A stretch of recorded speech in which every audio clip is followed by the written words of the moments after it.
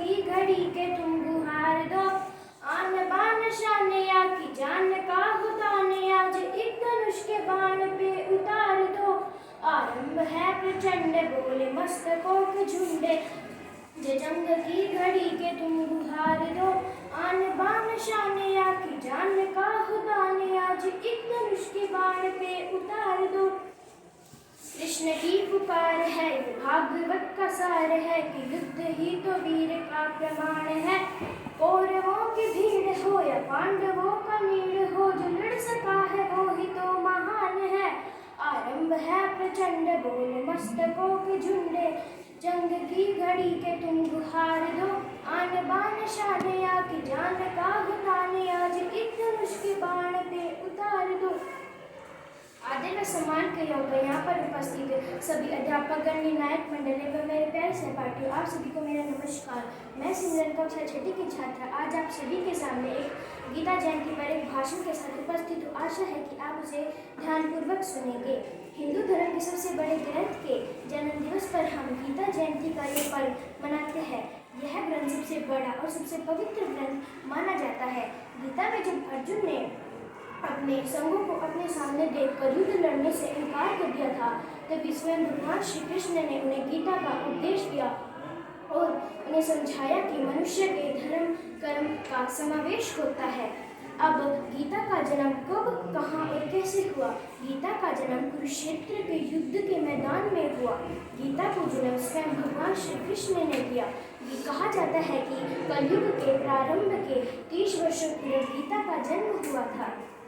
गीता का जन्म आज से लगभग 1100 वर्ष पूर्व हुआ था। अब अर्जुन अपने संगों को अपने सामने दुश्मन के रूप में देखते हैं तो वो युद्ध लड़ने से इनकार कर देते हैं और श्री कृष्ण से कहते हैं कि मैं इनके साथ युद्ध कैसे लड़ूं, ये सभी तो मेरे अपने ही तो हैं। तभी भगवान श्री कृष्ण उन्हें समझाते हैं कि कर्मण्येवाधिकारस्ते मा फलेषु कदाचन मा कर्मफल हेतु माते संगो कर्मणि, कि मनुष्य का कर्म करने में अधिकार होता है, फल की इच्छा रखने में नहीं। मनुष्य को अपना फल की इच्छा रखिए बिना अपना कर्म करना चाहिए। अपना कर्म करना चाहिए। अब गीता ज्ञान हमें भगवान श्री कृष्ण से प्राप्त हुआ।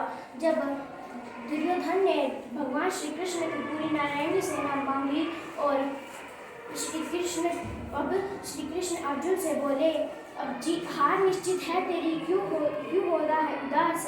माखन तो दुर्योधन ले गया, बची है बस छाछ। माखन तो दुर्योधन ले गया, बची है अब छाछ।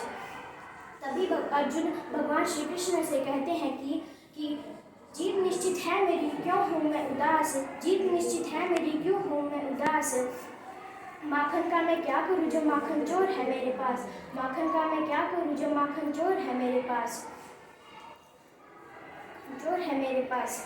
अब गीता तभी भगवान श्री कृष्ण मनुष्य से कहते हैं कि मनुष्य का जीवन एक संघर्ष सा चलता रहेगा। मनुष्य का जीवन एक संघर्ष सा चलता रहेगा, तो मनुष्य को अपना कर्म करना नहीं छोड़ना चाहिए। मनुष्य का अपना धर्म करना नहीं छोड़ना चाहिए।